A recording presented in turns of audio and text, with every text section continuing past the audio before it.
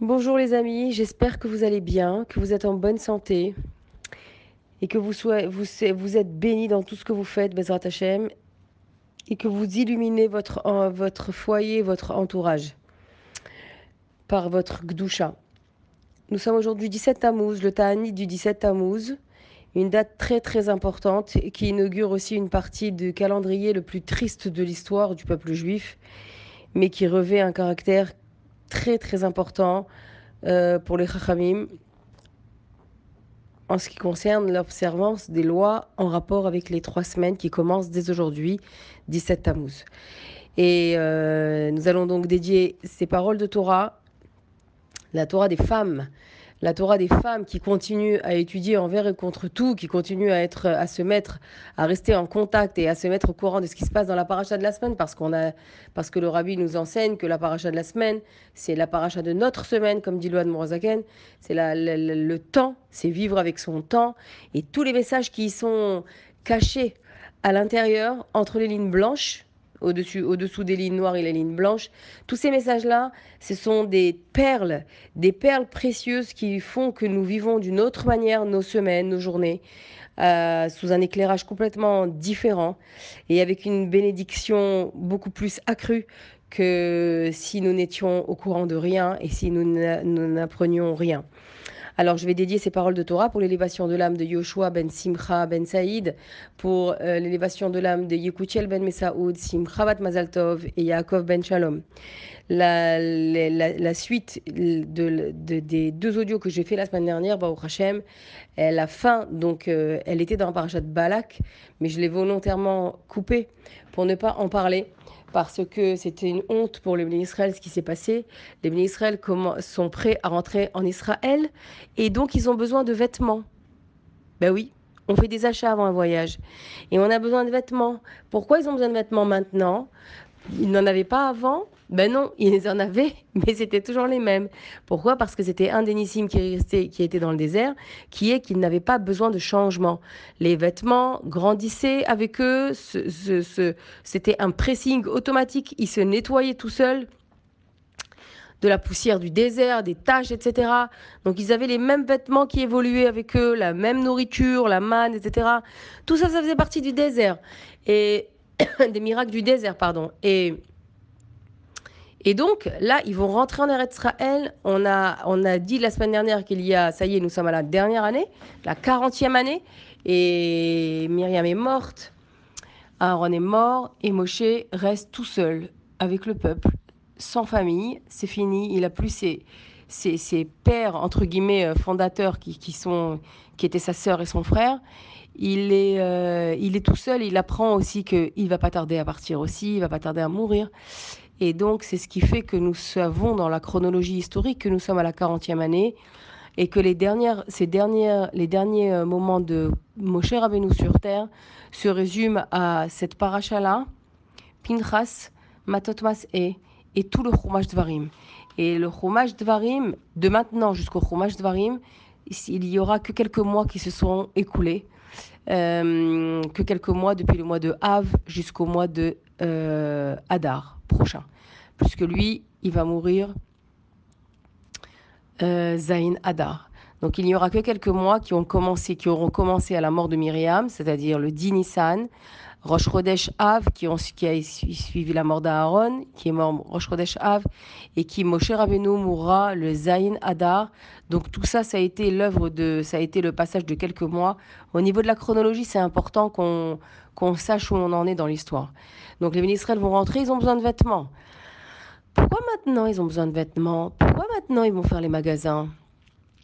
Parce que rappelez-vous le sorcier de la semaine dernière dont on a parlé, Bilham, ce sorcier à l'œil crevé, c'est comme ça qu'on l'appelle dans la Torah, et que lui-même lui-même se donne ce titre, Shtum Ain, l'œil ouvert, parce qu'il n'avait rien, il n'avait qu'un seul œil, avec lequel il voulait poser sur eux le Ain Hara, le mauvais œil, faire de cet œil-là un regard machiavélique, c'est-à-dire les maudire avec ce qu'il allait voir.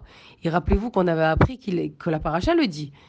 Même si vous n'avez pas écouté, vous avez dû l'apprendre et le savoir déjà, que ce qu'il a vu l'a tellement choqué d'une manière positive tellement émerveillés de voir des tantes qui gardent leur intimité d'une manière aussi précieuse, d'un camp organisé de façon à ce que la porte d'une tente donne sur le dos de la tente de celle d'en face et pas sur la fenêtre, c'est-à-dire qu'il n'y avait pas de vis-à-vis l'un chez l'autre. Et ça, c'est ce qu'il dit Rachi dans la parashat Balak de la semaine dernière. C'est quelque chose qui est détenteur de grandes, grandes, grandes bénédictions pour la famille, lorsqu'on sait garder l'intimité, la vie privée de chacun comme une pierre précieuse. Et lui, quand il s'apprête à les bénir, à les maudire, il voit ça et il les bénit. Il leur donne une bracha que nous récitons tous les matins, en tous les cas dans le Teilat Hashem, le Sidour Chabad de Nusar Harizal. Matovu Alecha Yaakov. Mais qu'est-ce qu'elles sont belles tes tantes Yaakov. Yaakov, c'est bête, Yaakov, c'est les femmes. C'est-à-dire qu'il a loué la pudeur et la sainteté des femmes d'Israël qui sont belles d'abord, et ensuite, et en même temps, pas ensuite, en même temps, belles et saintes, belles et pures, belles et pudiques, belle et réservée. Et c'est ce qui caractérise la femme d'Israël. Ça a donné la plus grande des bénédictions avec laquelle nous commençons la tfila. Ma tovu alecha Yaakov, mishkanotecha Israël. Et toi Israël, toi les hommes, tes tentes sont belles, tes résidences sont belles parce que réside en toi la Torah. Donc, et la Gdusha de la Torah. Donc, il a échoué dans les services que Balak, le roi de Moab, avait fait appel lui avait demandé de faire, c'est-à-dire les maudire. Ils se sont séparés avec une grande animosité parce qu'à la base, ils se détestaient. Bilham et Balak se détestaient. Ils venaient de deux peuples haineux d'Israël, mais haineux entre eux aussi, Moab et Midian.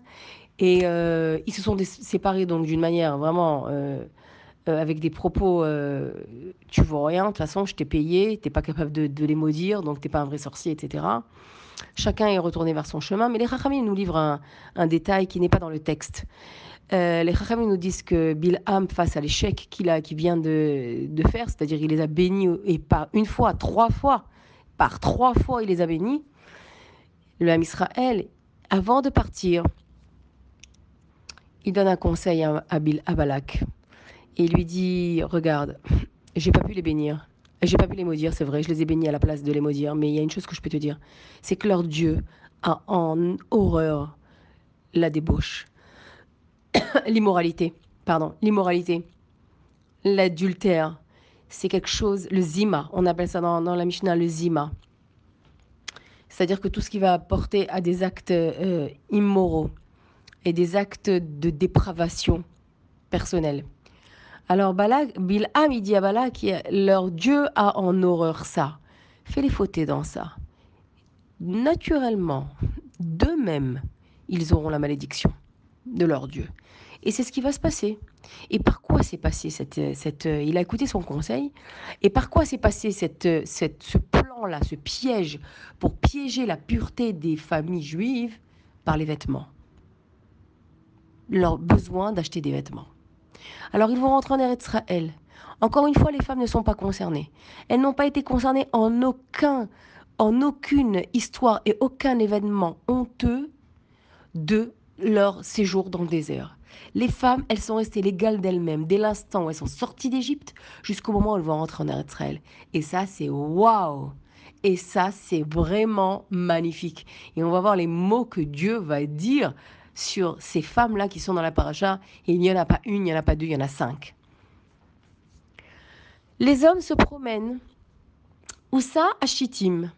Ils se promènent à Shittim et ils cherchent des vêtements. Et il leur a dit, Balak a dit à Bilam, tu sais, il a dit à son peuple femme, mettez devant les magasins des vieilles vendeuses et mettez à l'intérieur des jeunes et belles. Alors, comme ça, quand les Bnei Israël viendront s'acheter des vêtements, eh bien, ils verront ce qu'il y a à l'extérieur. Et vous, les vendeuses âgées, vieilles, vous les entraînerez à l'intérieur. C'est le Midrash Tanchuma qui nous le dit. C'était comme ça que ça s'était passé. Et les hommes faisaient leurs achats. C'est la fin de la semaine dernière. pas dans Pinchas. Et les hommes faisaient leur achat, ils cherchaient les tissus, des beaux tissus. Et ils demandaient à la dame, à la dame âgée, vous avez pas d'autres modèles, d'autres couleurs? Elle leur disait, ça c'est beau, mais j'ai encore plus beau à l'intérieur. Et ils rentraient. Et ils rentraient. Et quand ils rentraient, eh bien, ils ne le sortaient plus. Parce que là-bas, les attendaient des filles, des jeunes filles très très belles, des séductrices qui mettaient en avant leur charme, sous prétexte de leur montrer des tissus. Et quand elle leur proposait du vin à boire, la débauche, elle a commencé par du vin. Leur tête a commencé à tourner. Et après, elle les séduisait pour qu'ils s'unissent à eux, qu'ils aient une relation. Mais avant d'avoir une relation, au moment où ils allaient la voir, au moment où le Yetzirara en eux avait complètement l'emprise de leur corps, elle leur disait non, avant de venir avec moi, tu dois te prosterner à cette idole. Et qu'est-ce qu'il faut faire pour se prosterner à cette idole qui s'appelle Baal Peor? Il fallait faire ses besoins devant cette idole. C'est honteux de voir jusqu'où certaines personnes, pas tout le monde, mais des milliers quand même, du Ham Israël ont pu descendre. D'hommes, je répète, d'hommes ont pu descendre. Ils ont fait leurs besoins devant cette idole, donc ils ont fait Avodazara. Et après, ils ont fait Giloui Arayot, parce qu'ils ont une relation avec une non-juive. Ok, tout ça, ça a concerné plusieurs milliers de personnes et des gens, et des hommes pas des moindres. Jusqu'à ce que vienne Zimri Ben Salou. C'est un homme qui a été volontairement mis sous l'anonymat. Si vous voulez savoir exactement qui c'est, ben, regardez Balatourim dans la paracha. Pinchas Pasuk Yud Dalet. Balatourim, il va nous révéler son véritable nom. Et il vient de la tribu de Shimon. Et il vient voir Moshe Rabbeinu avec une très très belle femme qui vient du Midian. Et qui s'appelle Cosbi Batsur. Il vient voir Moshe et lui dit, elle m'est permise celle-là, Asura ou Mouteret? Elle est permise ou interdite pour moi? Moshe était choqué. Il n'a même pas répondu, au début en tous les cas. Et il lui a dit, tu sais très bien qu'elle est... Il a fini par lui dire, tu sais très bien qu'elle est interdite. Alors avec une très grande chutzpah et une très grande insolence, Zimri Salou va dire, si tu dis qu'elle est interdite,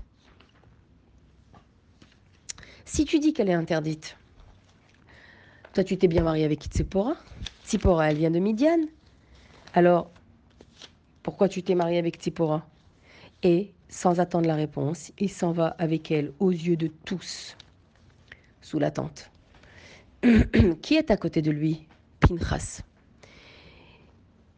Le nom de la paracha. Mais Moshe aurait pu lui répondre plein de choses. D'abord, c'était avant Matan Torah qu'il a épousé Tzipora, qui était la fille de Yitro, une des 7 filles de Yitro. Il l'a épousée, c'était avant Matan Torah. Tzipora, elle a été convertie avant le mariage avec Moshe. Et il aurait pu lui dire tout ça. Quel rapport? Tu veux l'épouser, convertis-la. Moshe ne dit rien. Moshe se tait. Pinchas est à côté. Et Pinchas, voyant l'humiliation que Moshe vient de subir aux yeux de tout le monde, parce que tout ça, c'était tout le temps dans le scandale avec eux. Tout le temps, c'était dans les foules autour. Korach, c'était avec les foules. Meraglim, c'était avec les foules. Et là, de nouveau, les foules. Tout le monde est autour d'eux en train de voir qu'est-ce qu'il dit, qu'est-ce qu'il va répondre, qu'est-ce qu'il se dit, comment il va être piégé, pas piégé. Moshe ne dit rien. Moshe, d'abord, c'est un homme qui va nous enseigner énormément de choses, mais qui va se battre et parler et se défendre et prier et pleurer uniquement lorsqu'il s'agit des sujets des autres. C'est-à-dire uniquement lorsque le problème concerne l'autre, pas le sien. Là, c'est une affaire personnelle. Là, on va parler de sa femme, Tzipora. Et Moshe ne répond pas lorsqu'il s'agit d'affaires personnelles. Quand il est touché profondément, personnellement, Moshe se tait.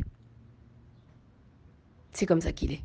Alors qu'il a remué ciel et terre, énormément dans ses 40 ans du désert et bien avant en Égypte. Il a remué ciel et terre lorsqu'il s'agissait d'injustice, lorsqu'il s'agissait d'épargner tel groupe de personnes de plaies et d'avérotes et de punitions et le peuple en entier pour Rata Hegel. Mais là, c'est une affaire personnelle. Moshe est touché personnellement. Il est vexé. Tu parles de ma femme? Tu parles de Tzipora? Ok, il dit rien. Pinchas est à côté de lui, qui aura mérité une paracha tout entière. Pinchas est à côté de lui et il dit, maître, Rabbi. Il parle à Moshe, il dit, Rabbi, tu nous as appris. Et tout le monde pleure, d'accord? Tout le monde pleure. Pourquoi tout le monde pleure? Parce que tout le monde vient d'être touché par la plaie qui était de ce mauvais comportement-là, d'avoir été avec des femmes de Midian, des filles de Midian. Ok? Alors, tout le monde pleure, le peuple est frappé, Moshe est attaqué personnellement dans sa vie privée, ok? Et il ne répond pas. Il garde le silence. Et Pinchas intervient et dit à Moshe Rabbi, tu nous as appris qu'un homme, c'était une halakha, quand un homme s'unit avec une aramie, c'est-à-dire une non-juive, devant 10 personnes, et on le voit s'unir, il y a des conditions à cela, il faut le tuer. Sur place, il faut le tuer. Et Moshe lui répond, Kore hamirtav hu zman lekayem oto haneemar bo, et haneemar bo. Kore hamirtav hu zman lekayem et haneemar bo. Voilà ce qu'il lui dit Moshe à Pinchas. Tout celui qui se rappelle d'une halakha maintenant, c'est qu'il est apte à l'accomplir lui-même. Et Pinchas va, et il comprend qu'il a lâché les routes de Moshe, la permission de Moshe, de régler ça en public. Zimri est sous la tente avec Cosby. Et ils sont dans un acte de débauche catastrophique, aux yeux de tout le Ham Israël. Pinchas rentre, évidemment cette tente elle était gardée, et il a caché son javelot, dit la Gemara, dans sa jambe, dans sa tunique. Et il fait comme si, il fait croire à celui qui garde la tente dans laquelle ils sont en train de s'unir. Il fait croire que lui aussi veut se joindre à cela. Donc on le laisse passer. Il rentre dans la tente. Et là, exactement, dit Rashi, qui ramène le Midrash, etc., l'endroit du rapport, à cet endroit-là, donc il les a vus, et tout le monde était témoin parce qu'il y avait plus que 10 personnes, ok? Il plante son javelot et il les transperce tous les deux corps, comme, voilà, il y a eu un nes, énormément de nes. Je crois que j'ai entendu une fois qu'il y avait 12 nissim à ce qui s'est passé. Parce que d'abord, il les a transpercés boule, pile à l'endroit même du rapport, les deux en même temps, et il a réussi à les soulever les deux en même temps et à les montrer au peuple comme ça. Pour montrer que ce qu'il a fait, c'était un acte qui revenait al pi halacha, qui revenait à être fait. Un acte vraiment, c'était ça qui était validé ici par Akadosh Baruch Hu. Et tout le peuple a vu ça. Et Akadosh Baruch Hu, et la paracha, et donc la paracha, elle commence par des louanges. Sur qui? Sur Pinchas. Comment ces louanges s'expriment? En disant, Vaïdaber Hashem el Moshe, les morts, Pinchas ben Elazar ben Aaron à Cohen. Pourquoi Hachem ici loue Pinchas, loue l'acte de Pinchas? Parce que tout le peuple l'a critiqué. Parce que tout le peuple l'a traité de meurtrier. Pourquoi? Parce que c'est un meurtre d'avoir tué un juif. Zimri, c'est un juif. Il ne s'appelait pas Zimri, mais c'est un juif qui vient de la tribu de Shimon. Et plus que ça, c'est un nasi. C'est un prince. Et comment on peut bénir et louer un homme qui vient de tuer un autre juif? Alors, il a été critiqué. Comment cet homme-là, ce Pinchas qui vient... Alors, je vous dis qui est Pinchas. Pinchas, c'est le petit-fils d'Aaron. Aaron, il avait un fils. Il en avait 4. Ok? Et un de ses fils, Elazar, s'est marié avec la fille de Yitro. Ouais, avec la fille de Yitro. Et donc, ils ont eu Pinchas. Et qu'est-ce qui s'est passé avec ce mariage-là? Encore une fois, il y a eu une conversion, etc. Parce que la fille de Yitro, c'était une Midianite. Et c'est pour ça que Zimri est venu voir Moshe en lui disant, toi aussi, tu as épousé une Midianite. D'accord? Donc même le fils d'Aaron et Lazare a aussi épousé une Midianite, mais qui l'a converti. Donc les Bnei Israël ont commencé à hurler sur Pinchas en lui disant, t'es un meurtrier. T'es un meurtrier et t'es pas le fils d'Aaron, Pinchas ben Elazar ben Aaron, t'es pas le petit-fils, tu viens pas d'Aaron, pas du tout. Tu as cette tendance meurtrière du côté de ta mère à toi, qui était une Midianite et qui engraissait les veaux, avant de les offrir en sacrifice. Et l'accusation, elle a été générale. Hachem, il vient, il met un stop à ça, à ces mauvaises langues, en disant que Aaron, que Pinchas, c'est le petit-fils, c'est le fils d'Elazar, le petit-fils d'Aaron. Qu'il a en lui cette tendance-là qui vient du côté, ça veut dire qu'il est complètement parfait au niveau de son âme et que ce n'est pas un meurtrier, et on va l'expliquer. Et qui vient, et Hachem continue en disant il a calmé ma colère. Son acte héroïque a calmé ma colère du fait qu'il ait tué Zimri. Et plus que ça, je lui donne, et est mort, dis-lui, je lui donne le brit, l'alliance éternelle du shalom, qui est un homme qui donc est fait pour la paix parce qu'il a apaisé ma colère et il vient bien de son grand-père Aaron qui lui était Ohev Shalom Verodev Shalom. Je donne mon nom à cet homme-là. C'est pour ça que la paracha elle commence en 2 versets par beaucoup de louanges, en 3 par beaucoup de louanges sur Pinchas parce que Pinchas a été détruit, il a été critiqué, il a été même les gens voulaient le tuer parce qu'il a tué Zimri. Alors Hachem, il vient et il met un stop, il vient et il conclut cette histoire en disant que Pinchas vient d'Aaron, la tendance qu'il a, c'est le shalom, et qu'il a très bien fait de faire ça. Pourquoi ? Parce qu'il a assouvi ma vengeance en se mettant en colère à ma place, en punissant à ma place. Très bien. Ça, c'est comme ça que Aaron, que le Pinchas a eu son honneur restauré par rapport au fait qu'Akadosh Baruch Hu a statué qu'il avait sa neshama complètement empreinte de Aaron, son grand-père, d'Elazar, son père, et non des Midianim du côté de sa mère. Puisqu'elle a été critiquée. Il a été critiqué en disant, voilà, lui, il est cruel comme le côté de sa mère, qui engraissait les veaux. Parce que engraisser les veaux, il n'y a pas un plus grand acte de cruauté que cela. Pourquoi ? Parce qu'on lui donne à manger des aliments gras, en lui faisant croire qu'on l'aime, on lui donne des bonnes choses, mais en réalité, c'est pour mieux le tuer et pour mieux savourer sa chair quand elle va être cuite, cuisinée. Donc c'est une cruauté pas possible, l'engraissement des oies et l'engraissement des animaux. Alors les Juifs disaient qu'il a hérité de cette tendance cruelle de tuer un autre Juif, lui qui vient d'une convertie. Et Hachem, il a clôturé ça. Hachem, il a clôturé cette histoire-là en disant que Pinchas vient d'Aaron à Cohen et vient d'Elazar. Et il n'y a pas une plus grande bracha qu'un homme ait pu recevoir. Vous savez que Pinchas est la réincarnation, a été réincarné, dans Eliyahu Hanavi. Ce qui veut dire que depuis Pinchas lui-même, jusqu'à d'abord, les Chachamim disent qu'il a vécu plus de 300 ans. Il a vécu. Et après, il est jamais mort. Pourquoi ? Parce qu'il a été réincarné en Eliyahu Hanavi. Eliyahu Hanavi, il n'est jamais mort. Il est monté aux cieux avec un char céleste de feu et il redescend tout le temps sur terre quand il y a des Brit Milot et dans d'autres occasions. Donc Pinchas n'est jamais mort jusqu'aujourd'hui, tellement il a fait un acte extraordinaire qui a été justement de venger l'honneur d'Hachem et la colère de Dieu. Les filles, vous savez ce que nous a enseigné Pinchas avant tout en faisant ça ? Que l'intimité d'un couple doit être kadosh. Il a donné le premier cours de Taharat HaMishpacha à tout le Ham Israël.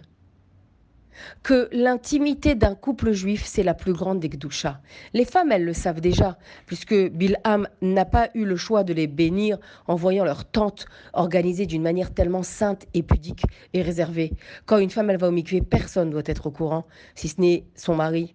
Personne. Quand une femme, qu'elle soit nida ou pas, personne ne doit être au courant. C'est quelque chose qui est précieux, qui concerne uniquement la vie privée du couple et la vie intime du couple, etc., etc. Ça, les femmes, elles le savaient. Mais les hommes ne le savaient pas. La preuve, c'est parce qu'ils sont partis se divertir d'une manière honteuse et immorale avec les filles de Midian. Pinchas, il vient et il donne le premier cours de Taharat HaMishpacha à tout le peuple, à tous les hommes, en disant que tu as une femme et tu dois être fidèle à cette femme-là, sans aller te divertir sur des sites, sans aller regarder d'autres femmes, sans aller voir, chercher un peu de plaisir ailleurs. Tu es responsable de ta femme et de tes enfants et tu dois être un homme engagé. Et un mari responsable dans sa gdoucha. Pinchas, il nous a donné le premier cours de Taharat HaMishpacha aux hommes. Les femmes, elles n'en avaient pas besoin, c'est en elles le savaient déjà. Encore une fois, elles ont eu Matovu o Alecha Yaakov. Qu'elles sont belles tes tantes. Quelle est belle ta famille. Qu'il est beau ton foyer quand il est préservé de la vue de l'autre. Mais les hommes, ils ne le savaient pas. Ils ont fauté. Des milliers d'hommes ont fauté. Des milliers d'hommes ont été punis. Pinchas a été le premier Madrich Khatan, si on peut s'exprimer ainsi. La première Madrichat Kala, ça a été Rachel, Imenu, qui a enseigné à sa sœur Léa les simanim, la manière dont une femme doit conduire son foyer, avec Chala, la cacheroute, Afrachat Chala, avec Nida, les Ilchot Nida dans les détails, et avec Hadlakat Nerot, en allumant les bougies de Shabbat, en allumant la lumière, en amenant la lumière elle-même, c'est une lumière dans son foyer. Mais le premier Madrich Khatan, c'est Pinchas. C'est lui qui a donné le premier cours de Taharat HaMishpacha aux hommes. Un homme doit être fidèle à sa femme. Et il n'a pas le droit de dire, de toute façon, un homme, il peut avoir plusieurs femmes. C'est juste une takana de Rabbi Gershom en Occident, qui date de l'époque du Moyen-Âge. Alors, c'est pas grave. Moi, je peux avoir d'autres femmes si je vais ailleurs, etc., dans d'autres pays. Pinchas, il vient, il nous dit, il enseigne aux hommes en disant non, tu n'as pas le droit d'utiliser ça sous prétexte pour aller voir d'autres femmes, en faisant croire à ta femme que tu es fidèle, en parlant à d'autres femmes sur les réseaux sociaux, en parlant à d'autres jeunes filles, des femmes plus jeunes que ta femme, qui a fait de toi un père de famille et qui a fait de toi le mérite qu'on peut aujourd'hui t'appeler papa. Pinchas a remis en place les choses. Et c'est pour ça qu'il a mérité cette bénédiction d'Hachem lui-même. Ineni noten lo et brit shalom. Je lui donne une alliance éternelle, l'alliance de la paix. Parce qu'il a instauré mon nom entre l'homme et la femme. Il l'a réinstauré. Shalom, c'est un des noms de Dieu. Il a réinstauré mon nom entre l'homme et la femme. Et quand est-ce que le nom de Dieu est dans le couple juif ? Lorsque lui ne va pas regarder ailleurs, comme ces hommes ont fait. Heshiv et Hamati. Pinchas Heshiv et Hamati. Il a calmé ma colère. Parce que lorsque un homme va sur des réseaux sociaux, va se connecter sur des sites interdits,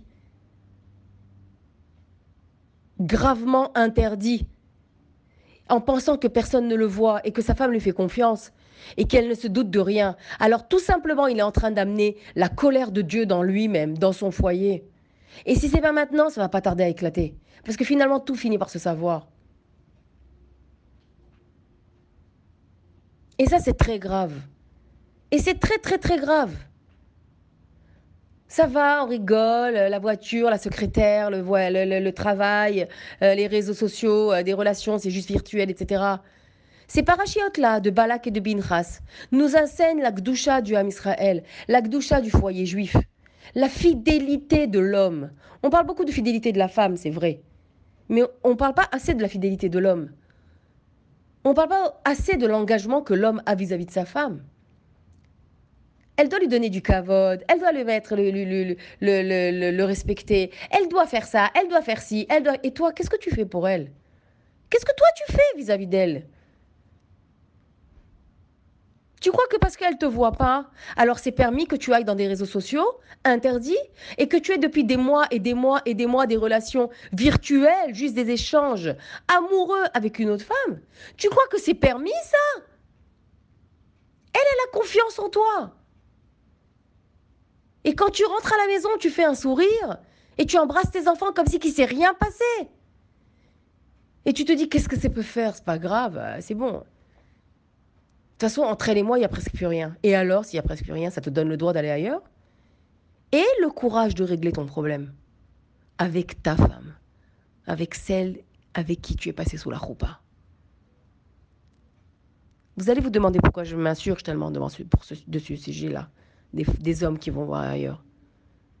Je ne pourrais pas vous donner une réponse, mais moi, la réponse, je la connais. Et j'espère que cet audio, il fera son chemin chez celui qui doit entendre ce qu'il doit entendre. Pinchas a été le premier Madrich Khatan en enseignant la fidélité du mari vis-à-vis de sa femme. T'as pas à aller voir ailleurs, même si tu veux aller t'acheter des vêtements. T'as pas à regarder autre chose que la chose l'objet de ton travail. Tu sors pour aller acheter des vêtements, tu regardes pas autre chose que les vêtements. Tu regardes pas la vendeuse. Tu es au travail, tu as une secrétaire, tu es au travail, tu as un objectif à mener, un plan, un projet. Alors tu n'as pas le droit de t'occuper d'autre chose que ce plan, ce projet et ce travail. Même si tu as autour de toi des femmes avec qui tu travailles. Tu ne dois avoir en tête que ta femme. Velo taturu achare einechem vachare levavechem. Velo taturu achare levavechem vachare einechem. C'est dans les deux sens, ça va ensemble. Parce que c'est les yeux qui vont te mener à engendrer des émotions tendres et amoureuses vis-à-vis de celle que tu as face à toi, qui n'est pas ta femme. Et le reste suivra. Ne lève pas ton regard. Ne commence pas. Je sais que là, je m'adresse à des femmes. Je sais que ça va être envoyé sur des groupes de femmes. Mais je sais aussi que c'est envoyé ailleurs. Et j'espère franchement que ça fera son chemin. Parce que la paracha, comme dit le Admor Hazaken, c'est notre paracha à nous. C'est ta vie à toi dont il est question. Et peut-être que toi, tu sais très bien que ton mari va voir ailleurs. Et peut-être que toi, tu sais très bien qu'il fait ça. Qu'il entretient des conversations virtuelles via les réseaux sociaux. Et que tu peux rien faire. Pinchas, il a mérité le nom d'une paracha entière, alors que son acte héroïque ne concerne pas toute la paracha. Parce que justement, Dieu l'a entré dans cette bride shalom. Parce qu'il a vengé la colère de Dieu chez un homme, un juif de la tribu de Shimon, surnommé Zimri ben Salou, qui s'est uni aux yeux de tous avec une non-juive et qui a engendré la colère de Dieu sur le Ham Israël. Et Pinchas l'a apaisé. Celui qui a calmé, qui a baissé son regard, il a mérité la bracha de Dieu. Vous savez qui est celui qui a baissé son regard devant la plus belle femme du monde de l'époque? C'est Yoshua lui-même, l'élève de Moshe Rabbeinu, l'élève fidèle de Moshe Rabbeinu. Yoshua, il va avec Kalev, il va rentrer il va à Yericho pour essayer de faire une petite exploration d'Eretz Israël parce qu'ils vont pas tarder à rentrer. Moshe va mourir et donc ils vont être des espèces d'explorateurs stratégiques. La première maison qu'il rencontre, c'est la maison d'une grande prostituée extrêmement belle, qui s'appelle Rachav, qui a fait ce métier de prostitution depuis l'âge de 10 ans jusqu'à 50 ans. Donc on peut imaginer que c'est toute sa vie. D'accord? Rachav, c'est le nom dont un homme ne pouvait pas prononcer à l'époque sans faire une avéra. Un homme qui prononçait le nom Rachav, à l'époque où elle vivait, d'accord? Donc on est en 2489. Ça fait déjà plus de 50 ans qu'elle est prostituée. Tous les rois de l'époque, les grands de ce monde, prononcer le nom Rachav, il faut à la seconde, dit la Gemara. Yoshua, c'est chez elle qu'il va. Yoshua, il va chez elle avec Kalev. Et elle est choquée. Pas qu'il soit là, pas du tout. Elle a l'habitude des hommes. Elle est choquée de quelque chose de très grave. Il ne lève pas les yeux sur elle. Yoshua ne lève pas les yeux sur elle. Kalev ne lève pas les yeux sur elle. Elle habitait dans une forteresse à l'entrée d'Yericho. Elle avait une fenêtre, elle avait une très belle auberge, mais elle avait une fenêtre par laquelle elle faisait monter ses clients d'une manière discrète, soi-disant. Elle leur donnait une corde. Et les clients montaient par cette corde, par la fenêtre, sur cette forteresse-là, ce mur-là. Retenez bien ces détails. La corde, la forteresse et la fenêtre. Et elle les faisait monter par là. Et Yoshua et Kalev ne sont pas rentrés par là, ils sont rentrés par la porte normale. Mais elle est choquée qu'ils ne lèvent pas les yeux sur elle. Et elle leur pose la question, je ne vous laisserai pas partir, tant que vous ne me direz pas qu'est-ce qui vous a choqué chez moi. Quel est le défaut que j'ai?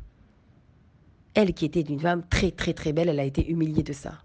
Et Yoshua lui dit, ne te vexe pas pour ça. Nous avons le tzitzit. Nous portons sur nous des franges qui font que nous ne regardons que ça. Et lorsque nous regardons ça, dit Dieu. Lorsque vous regarderez le tzitzit, vous vous souviendrez de toutes mes mitzvot. Le vêtement qui entoure le corps de l'homme le préserve de toutes les avérotes. Parce que ce vêtement-là a la valeur numérique entre le mot tzitzit et les franges et les nœuds de 613. C'est kollel, ça inclut toutes les 613 mitzvot. Et Yoshua lui dit, on a une interdit dans notre Torah qui nous interdit de lever les yeux et d'aller faire zonim, de la prostitution avec les yeux, d'aller se prostituer avec le regard, d'aller faire du tourisme, le tatourou, d'aller faire du tourisme avec le regard. Rachav est choquée parce qu'elle n'a jamais vu une telle maîtrise personnelle chez tous les hommes qu'elle a vus, qu'elle a rencontrés dans son auberge. Les rois, les premiers ministres, les notables, tout le monde venait chez elle. C'était une adresse incontournable à Yericho. Elle n'a jamais entendu ça. Et elle dit à Yoshua, si je fais tchouva, est-ce que tu m'épouseras? Je vous abrège la fin de l'histoire. Elle va faire une tchouva telle qu'elle va transformer la corde, la fenêtre et le mur en 3 mitzvot capitales de la femme. La corde tressée, c'est les chalotes. Le mur, c'est la séparation que l'homme a entre lui et sa femme pendant qu'elle est nida. Évidemment, c'est pas un mur, hein, mais c'est une séparation. Ça exprime la séparation des lits et des corps. Et la fenêtre, c'est la lumière. La lumière qu'elle a remplacée par Hadlakat Nerot. Yoshua a épousé Rachav. Je répète, Yoshua a épousé Rachav. Elle a fait une tchouva tellement grande qu'elle a transformé ces 3 objets qu'il a tirés vers le bas, qui a fait d'elle un animal, en femme d'Israël. Yoshua et Rachav ont eu que des filles. Mais de ces filles-là, dont Hulda, Yoshua et Rachav ont eu que des filles, mais de ces filles-là sont descendues de grands Nevi'im tels que Yecheskel, tels que Yirmiyahu, Hanavi. Vous pouvez imaginer la force d'un homme qui se garde de...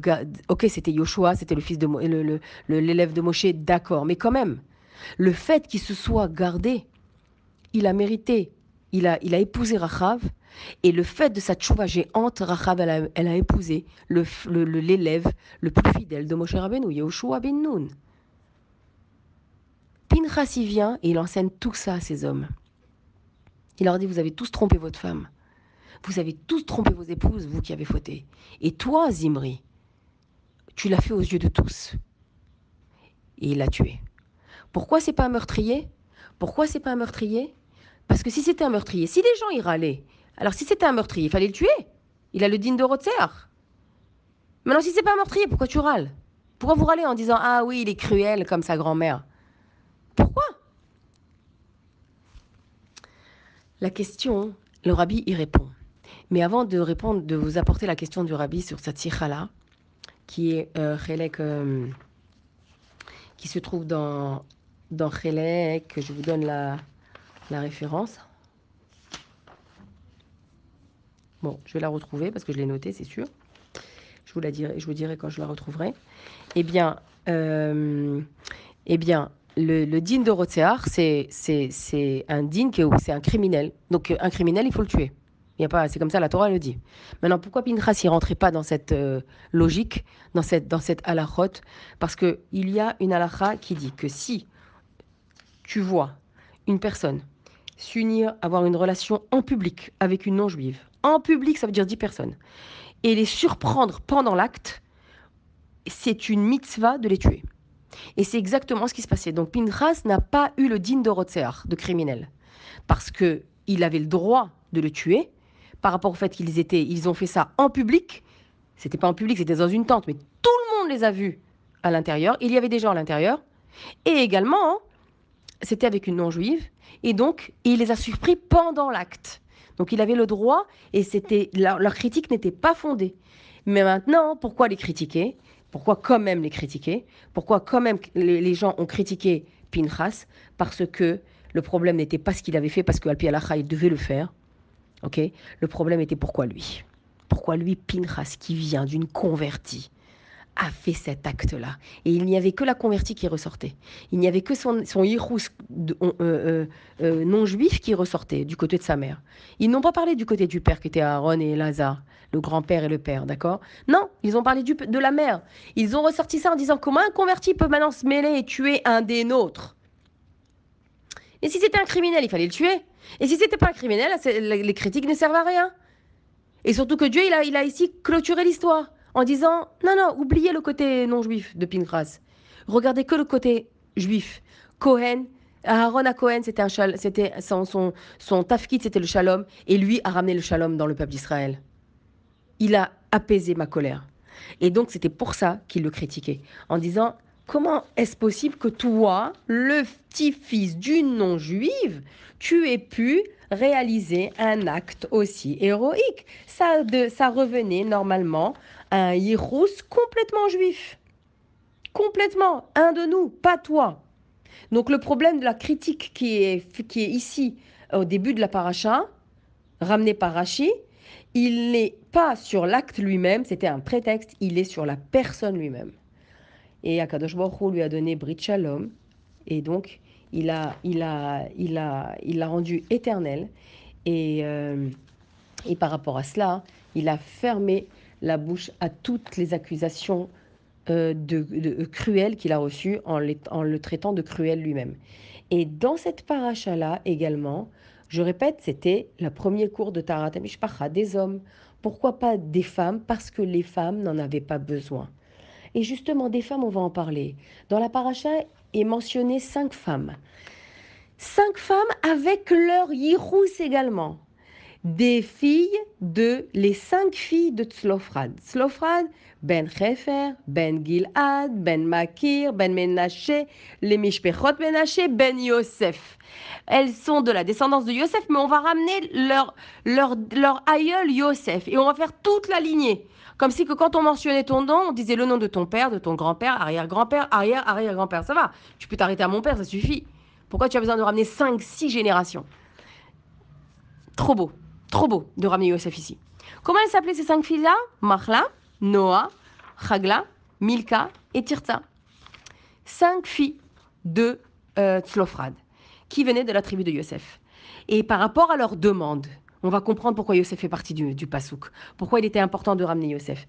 Elles avaient un problème. Les Bnei Israël vont rentrer en Eretz Israël. Il va y avoir dans cette paracha-là et dans ces événements-là le tirage au sort de la Chaloukat à Haaretz. C'est-à-dire, chaque tribu va recevoir sa part. Quelle tribu? Ceux qui ont des garçons. Mais ceux qui n'ont pas de garçons, ceux qui n'ont que des filles, n'ont pas le droit d'aller en Eretz Israël, n'ont pas le droit d'hériter. Et où elles vont habiter? À Eilat, peut-être? Pas du tout. Elles veulent une part. Elles veulent un lopin de terre elles-mêmes.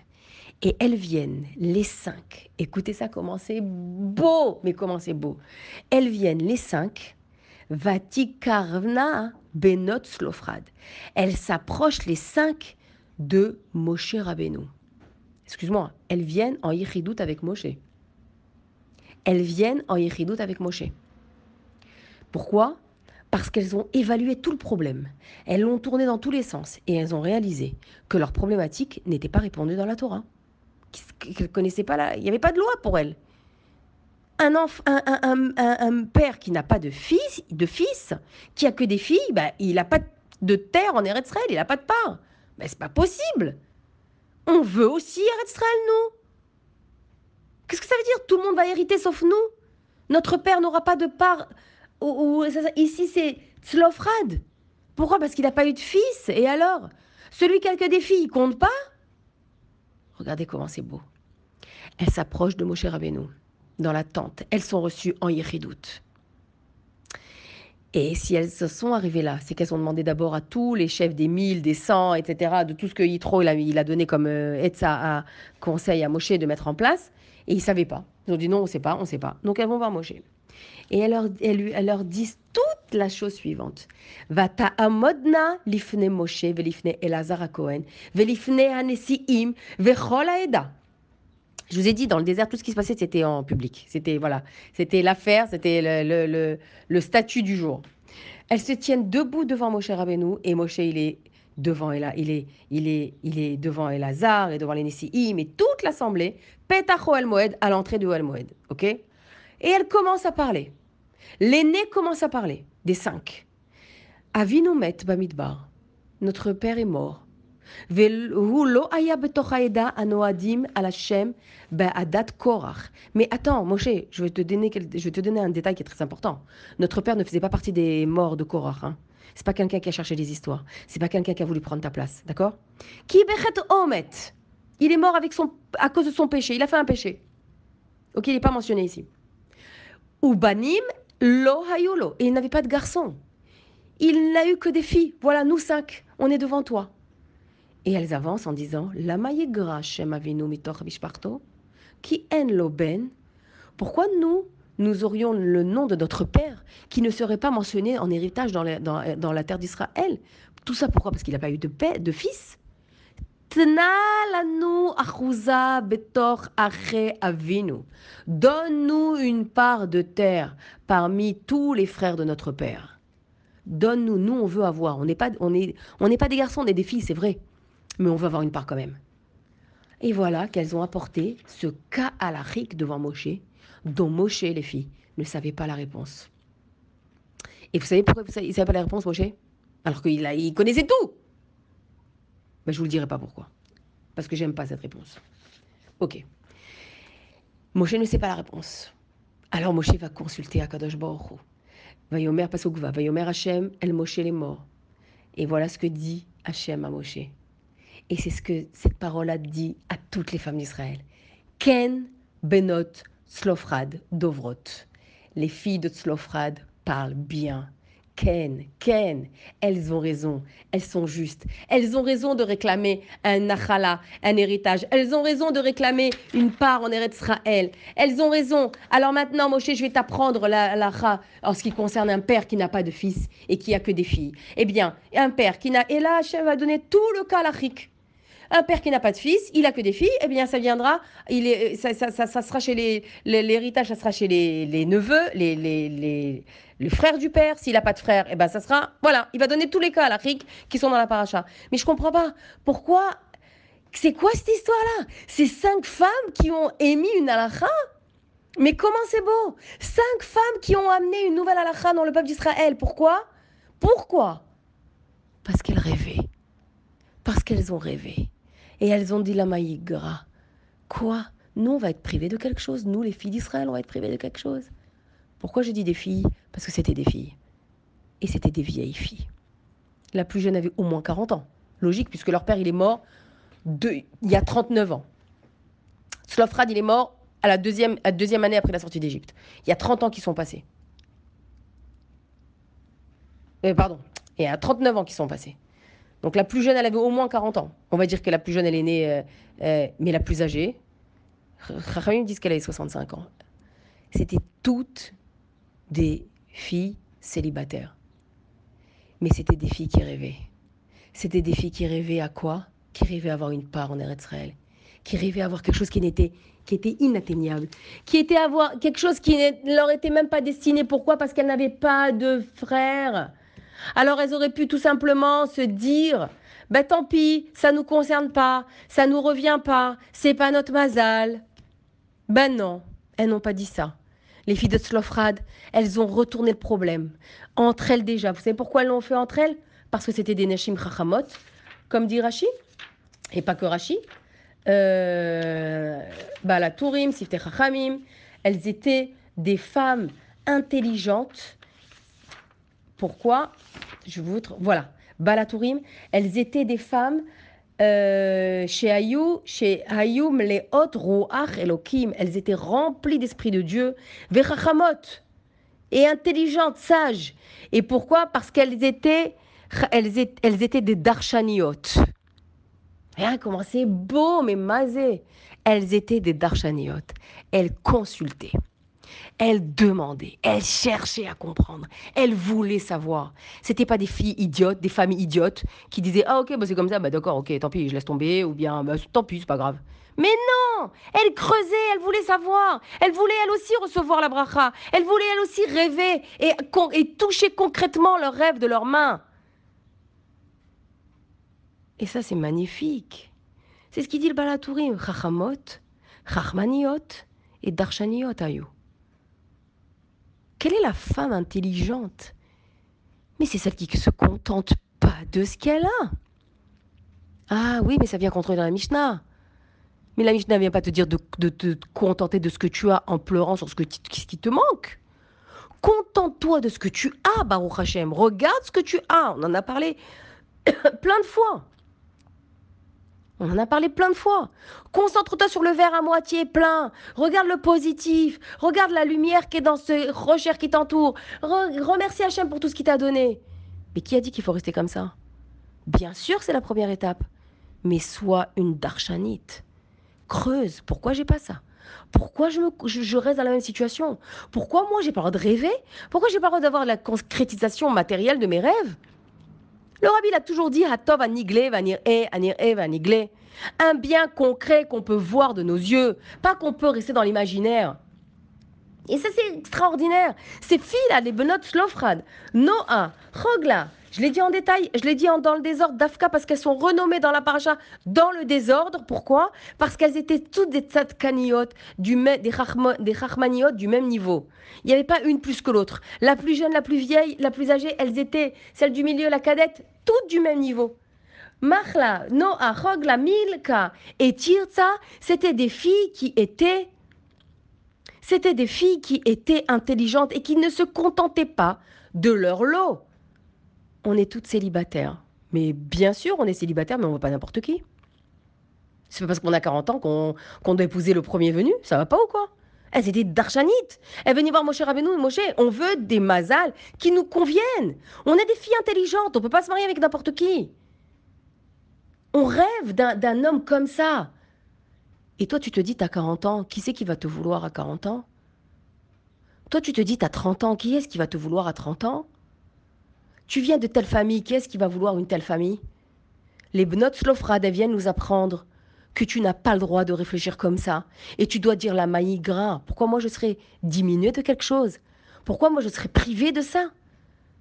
Tout le monde a une part. Et moi, j'ai pas mon chélek. J'ai pas ma part, moi, en Eretz Israël. J'ai pas ma part dans le Ham Israël. Veten lanu chelek.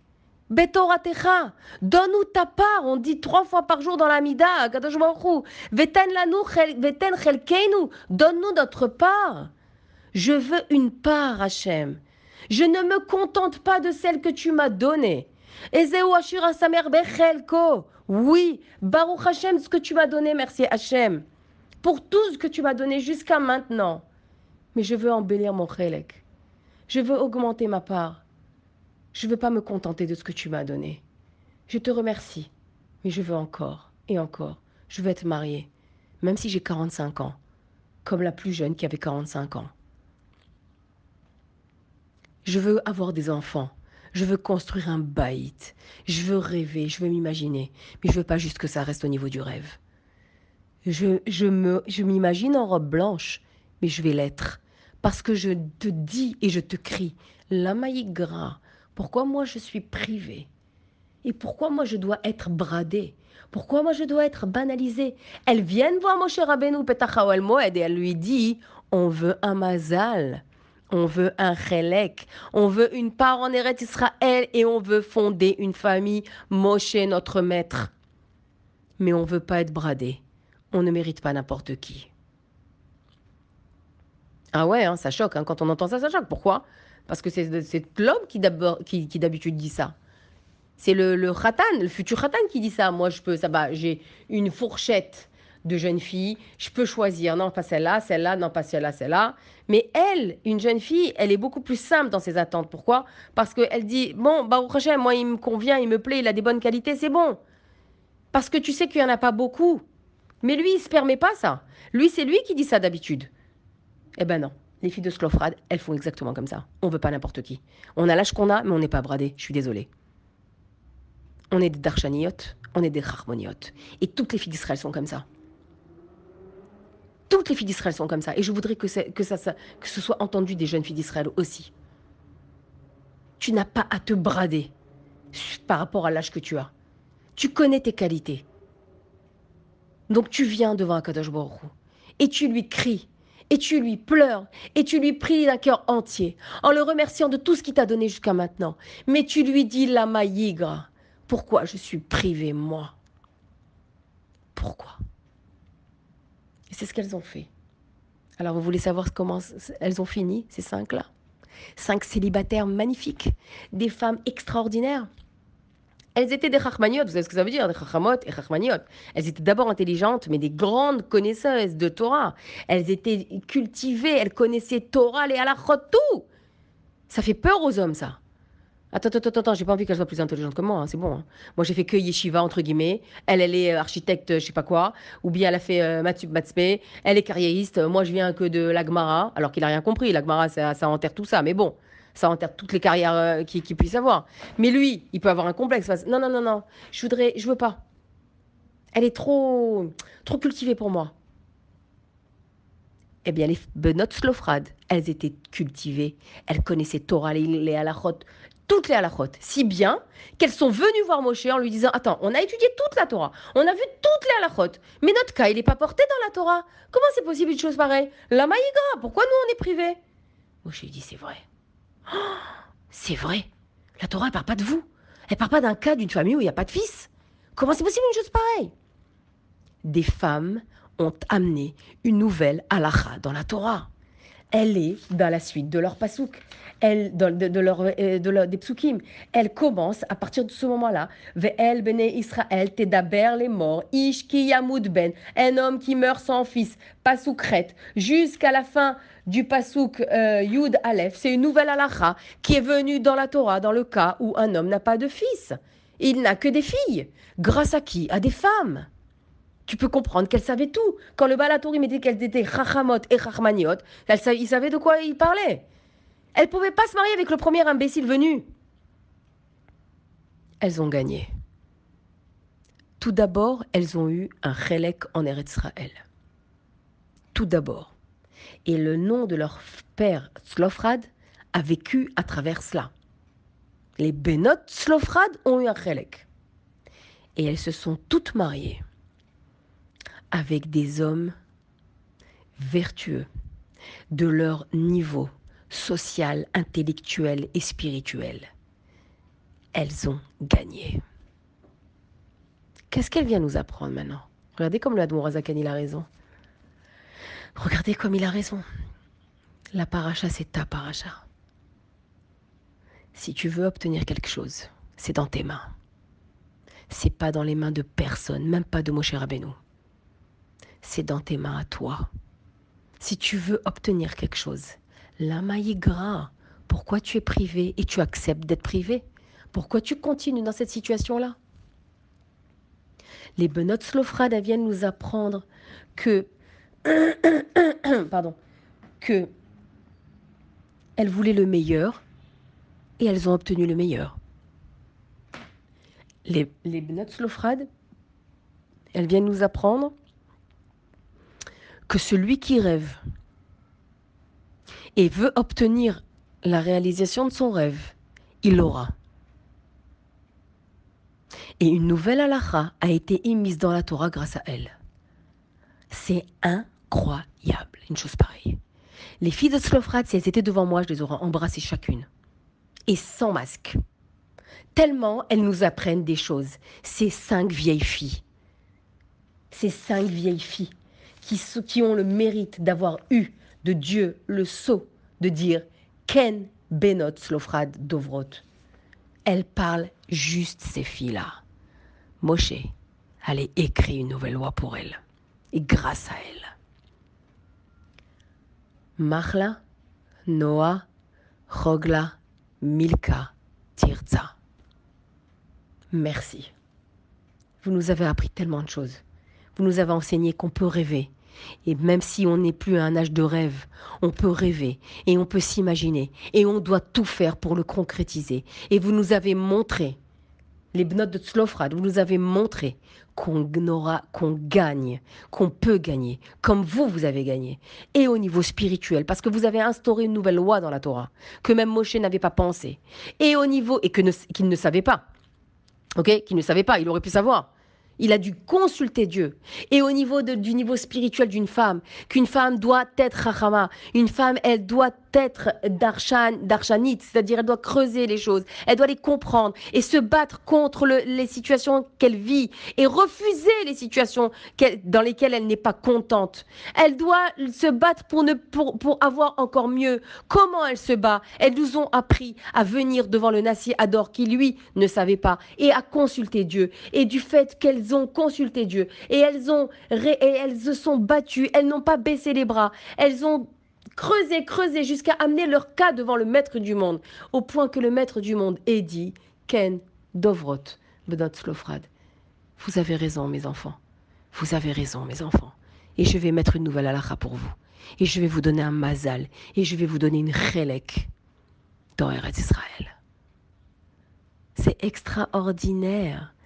C'est extraordinaire les potentiels que tu as en toi quand tu veux changer ta vie. En mieux, évidemment. Quand tu veux avoir autre chose, arrête d'attendre et de te contenter du minimum. Arrête d'attendre avec les bras baissés en disant qu'est-ce que je vais pouvoir obtenir aujourd'hui. Regarde ma situation, regarde mon shlom baïd, comment il va tellement mal. Regarde la situation de cet enfant, comment elle est perdue. Regarde mon mari, regarde comment je suis célibataire à un tel âge. Qu'est-ce que je vais faire à mon âge? Qu'est-ce que je peux encore prétendre? C'est terminé. C'est terminé. Ma mère, elle est à Shalom, elle s'est mariée à 44 ans et je suis née à 46 ans, quand elle a eu 46 ans. Elle m'a eu à 46 ans. C'est juste pour vous donner un exemple personnel. La maïgre, hein, pourquoi elle a été privée? Dieu lui a tout donné. Elle a été comblée de tout. Et malgré le fait qu'elle s'est mariée à 46 ans, qu'elle a été maman à 46 ans, elle a eu le mérite de voir son petit-fils aîné marié sous la choupa. Qu'est-ce qu'il y a quelque chose d'impossible pour Dieu? Il y a quelque chose d'impossible pour Akadosh Baruch Hu. Lui-même, il dit à Moshe Rabbeinu, est-ce que ma main, elle est courte? Est-ce qu'il y a quelque chose que je ne peux pas faire? Il a dit à Sarah Emenu à 130, à 90 ans, appelez mais Hachem Davar, est-ce qu'il y a quelque chose d'infaisable pour moi? Qu'est-ce qui fait qu'on obtient? C'est le lamaïga. Pourquoi? Moi, je suis privé à Kadosh Baruch Hu. Et c'est écrit, et c'était pleurs, et c'était tfilote. Pas du bout des lèvres, celle que tu composes avec tes larmes, celle que tu écris avec tes larmes. Et je vais terminer par une histoire, parce que ça fait déjà 1 heure que je parle, que je vous ai déjà racontée à l'Agba Omer, mais c'est pas grave, elle est d'actualité pour le cas. Rabbi Shimon Bar Yochai, à l'époque de Rabbi Shimon Bar Yochai, il y avait un couple qui n'avait pas d'enfant depuis 10 ans, et la halakha permet au mari de divorcer d'une femme, elle permet, mais c'est pas obligé, de divorcer d'une femme qui n'a pas d'enfant pour pouvoir avoir un enfant avec une autre femme, se marier, avoir des enfants pour réaliser la mitzvah de Pérour, vous. Et ce couple-là est venu, et donc le mari, il a dit à sa femme, on va divorcer, ça y est, il faut que je me remarie pour que j'ai des enfants. Elle voulait pas, elle l'aimait énormément. Et ils sont partis voir Rabbi Shimon Bar Yochai. Elle lui a dit, viens, on va consulter. Vous avez vu, encore une fois, une femme qui amène son mari devant le Nassi Ador. C'est toujours les femmes, mamache. Elles viennent et il vient, le couple, devant Rabbi Shimon Bar Yochai. Il lui dit, oui, qu'est-ce qui se passe? Et il lui dit, et la femme dit, on va demander, on veut une bracha du Rabbi, on veut une bracha de Rabbi Shimon Bar Yochai. Et le mari dit, voilà, on est mariés depuis 10 ans, on n'a pas d'enfant, donc je vais divorcer. Et Rabbi Shimon ne leur donne pas une bracha. Rabbi Shimon Bar Yochai va leur dire, vous avez fait un mariage avec une fête. Alors faites un divorce avec une fête. Vous avez servi des liqueurs, vous avez servi un repas, invitez les gens pour divorcer. Idée saugrenue, mamache. Mais c'est ce qu'ils ont fait. Le rabbi l'a dit, on exécute. Ils ont invité des amis proches, et la liqueur, et les boissons, etc., et l'orchestre, pour qu'à la fin de la soirée, ils lui donnent le guet. Et la fin de la soirée est arrivée, il avait bu, et il lui dit voilà, le moment est arrivé de nous séparer, emporte avec toi un souvenir de notre mariage, et retourne chez ton papa. C'est triste hein, quand même. Hein. Bon. Et elle, comme il avait bu, voilà. Et c'est ce qui s'est passé. Elle est retournée chez son papa, chez son père. Et le lendemain matin, il se réveille, après avoir cuvé son vin de la veille, parce que c'était une très très grande simcha, le guet. Qu'est-ce qui s'est passé? Il se réveille, il est chez ses beaux-parents. Et il lui dit, mais j'ai pas compris, on a divorcé. Je t'ai demandé d'emmener ce que t'as plus cher, ce que t'as de plus cher, mais on a divorcé. C'est pourquoi je me retrouve encore chez tes parents. Alors elle lui répond, tu m'as demandé d'emmener, oui, ce que j'ai plus cher, et je n'ai pas plus cher que toi. Alors, il retourne voir Rabbi Shimon Bar Yochai, et Rabbi Shimon Bar Yochai les bénit. Et ils ont eu un garçon dans l'année. Et ils n'ont pas divorcé. Alors, les Chachamim posent la question. Pourquoi Rabbi Shimon Bar Yochai a fait tout ce tarbou-là pour leur donner une bracha? Dans l'heure des débuts, c'est tout. Il vient pour une bracha pour avoir un enfant. Tu sais très bien que c'est le cas de leur divorce. Donne-leur une bracha, il n'y a pas de divorce. Pourquoi leur avoir fait une fête? Et tout ça, nanana, et finalement leur donner? Réponse, c'est exactement les Bnot Tzlofrad qui nous l'apprennent. Ce n'est pas Rabbi Shimon Bar Yochai qui a amené la bracha. Ce n'est pas la fête qui a amené la bracha, c'est le cri de cette femme. C'est le cri de cette femme. La maïgra, pourquoi moi je vais être privée d'enfant? C'est pas la galoute qui va emmener la Géoula. C'est le cri que tu pousses en galoute qui va emmener la Géoula. C'est pas juste de dire Hachem on veut le Beth Amikdash. Aujourd'hui c'est 17 Tammuz. La muraille elle a été transpercée. 3 semaines ils atteignent le Beth Amikdash et ils rentrent dans le Kodesh HaKodashim. Mais je peux même pas imaginer ce qui s'est passé après. C'est pas ça qui va amener la Géoula. C'est que tu pleures pour ça. C'est que tu jeûnes pour ça. C'est que tu vas commencer à diminuer un peu la joie pour ça. C'est ça qui va amener la Géoula. C'est les cris que tu pousses pour avoir ta Géoula qui fait que tu la connaîtras. C'est pas la chose en elle-même. C'est toi qui as ouvert un chemin, qui a creusé la lumière dans ce qui a été pour toi l'obscurité. Et c'est pour ça tout à l'heure je vous disais que la chose elle est entre tes mains, pas entre les mains de Moshe Rabbeinu. La solution, la Géoula de ces filles-là, des Bnot Tzlofrad, elle était entre leurs mains. Et elles ont gagné. Elles ont gagné à tous les niveaux. Alors, Rabbi Shimon Bar Yochai n'a pas donné la bracha tout de suite. Parce qu'il attendait que cette femme, elle pleure encore plus. Et elle ait un cœur brisé. Elle se tourne vers Hachem en l'implorant pour que son mari ne la divorce pas et qu'elle ait un enfant. Puisque c'est ça la raison du divorce. Encore une fois, tout est entre nos mains. Tout est entre nos mains. Da milmala mimar. Da milmala mimar. Mimra. Sache qui est au-dessus de toi. Première réponse, Dieu. Deuxième réponse, dit le Baal Shem Tov, toi-même. Da milmala, sache qui est au-dessus. Tu sais qui est au-dessus de toi, hein? Mimra, toi-même. C'est toi qui es actrice. C'est toi qui as entre les mains les forces de bénir, de pleurer, de crier à Hachem avec tout ton cœur pour changer ton chélek, pour améliorer ton chélek et pour avoir le meilleur. Parce que tu mérites le meilleur, parce que tu es la meilleure. Une Bat Israël, une Eshet Raïl. Merci beaucoup. Que Dieu fasse que ces murailles se reconstruisent de Yerushalayim, avec nos cris, avec nos larmes, avec nos pleurs qui suintent sur les pierres du Kotel. Que ce Beth Amikdash soit reconstruit, mon Dieu. Ce troisième temple soit reconstruit de toi-même. On aura l'occasion, j'espère, cette semaine d'en parler.